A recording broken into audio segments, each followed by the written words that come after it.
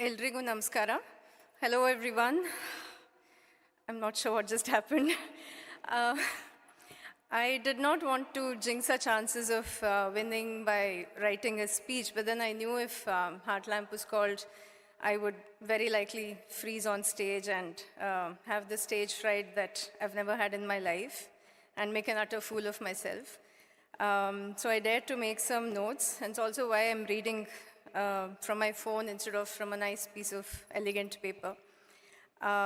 Notes titled just in case. The story of the world, if you really think about it, is a history of erasures. It is characterized by the effacement of women's triumphs and the furtive rubbing away of collective memory of how women and those on the many margins of this world live and love. This prize is a small win in a long, ongoing battle against such violences. Elsewhere, there is erasure in the media and people's understanding of works of literature, of translators, and the work we do to bring what would otherwise be unread, uncelebrated texts to new and very different sets of readers.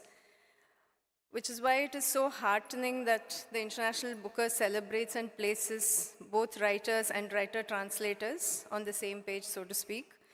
Thank you, first and foremost, to the International Booker judges for loving these stories and my translation of them. And what a win this is for my beautiful language. Jeenina holeyo, halina maleyo, sudheyo kannada savinudiyo goes a song in Kannada. It calls the Kannada language a river of honey, a rain of milk, and compares it to sweet ambrosia. Kannada is one of the oldest languages on earth, and I'm ecstatic that this will hopefully lead to a greater interest in reading and writing and translating more and from the language, and by extension from and into the magical languages we have in South Asia. Thank you to my incredible editor, Tara Tobler, for sprinkling gold dust over my work. Thank you to the dream team and Other Stories, to Stefan, to Michael, and the others, as also to the wonderful people back home at Penguin Random House India, to Mautushi, Millie, and the others. Thank you to my wonderful, wonderful agent, Kanishka Gupta, for absolutely everything. I think the last few months would have been unmanageable without you. To Priya, Matthew, and Farali, friends, old and new, to Sharanya, thank you for the grace, thank you for the sisterhood.